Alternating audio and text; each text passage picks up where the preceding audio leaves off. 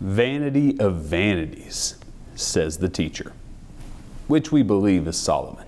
Vanity of vanities, all is vanity. What do people gain from all the toil in which they toil under the sun? A generation goes, a generation comes, but the earth remains forever.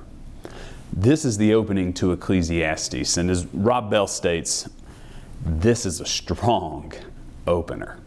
I mean, you can substitute the word vanity here for meaninglessness or even vapor.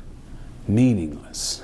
All is meaningless. What do you gain from all the toil in which you toil under the sun? Nothing, because it's all vapor. A generation goes, a generation comes, it's all meaningless. This is the deepest, most honest wisdom there is in the Old Testament, and perhaps all of life. And here's the deal. It's not wrong.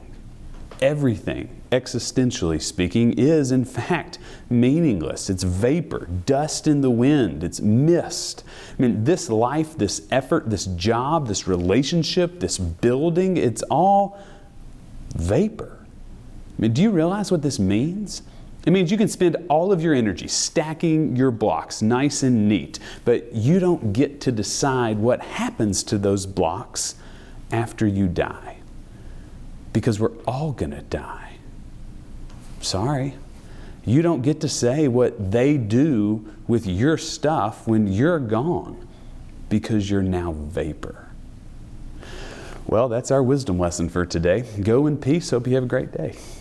No, but really, I mean, this does encapsulate the message of Ecclesiastes by the great wisdom teacher of old. I mean, it is saying life is vapor.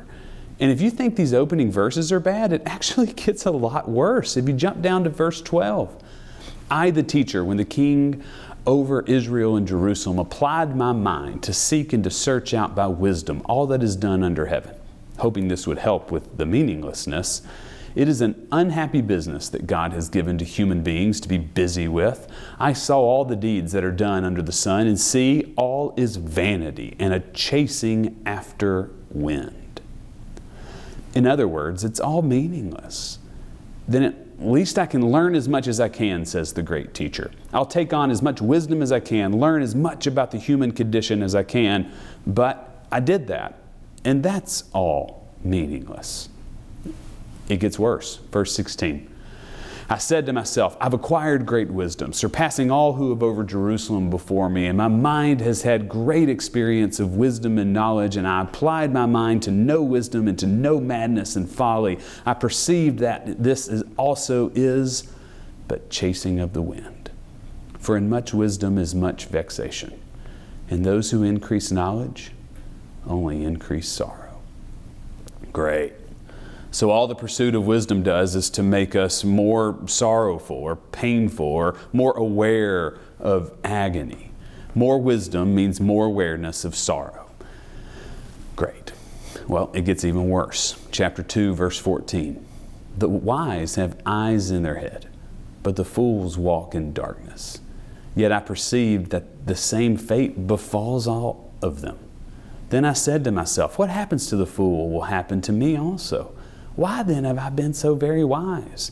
And I said to myself that this also is vanity. For there is no enduring remembrance of the wise or of fools, seeing that in the days to come all will have been long forgotten. How can the wise die just like fools? So I hated life, because what is done under the sun was grievous to me, for all is vanity and a chasing after wind. Bad things happen to good people. Good things happen to bad people. You don't win more things by being good rather than bad. The same fate befalls us all. And it's all a chasing of the wind, vapor, utter meaninglessness. But then Solomon pivots in chapter 2:24. There is nothing better for mortals than to eat and drink and find enjoyment in their toil. This also I saw is from the hand of God. This is what's said right before the great poem of wisdom in Ecclesiastes 3. I hope you see this tug of war happening, this pivot. The great teacher in Ecclesiastes is wrestling with the fact that wisdom doesn't dispel or dismiss pain or sorrow. There's no amount of wisdom that can take away life's pain. No amount of wisdom can stop death from occurring. It doesn't matter what life you live. You're going to die, and so are they, and so is this. And it's all vanity. So what do? What silver lining is there in all of this madness? We find joy. Chapter 3, verse 12. I know there's nothing better for them than to be happy and to enjoy themselves as long as they live. Moreover, it is God's gift that all should eat and drink and take pleasure in all their toil. So yes, life is but vapor, but you can enjoy it. Yes, life is terribly unfair, but you can hold on to those things that give you joy. Yes, life is going to break your heart, but you can anchor down next to what brings you joy. And this may be the wisest of all things in the Old Testament. Life is going to break your heart.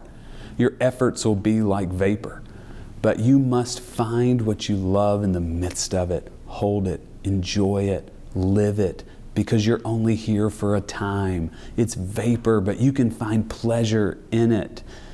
It's the most ultimate hope God has for you, to find what you love and to take pleasure in it.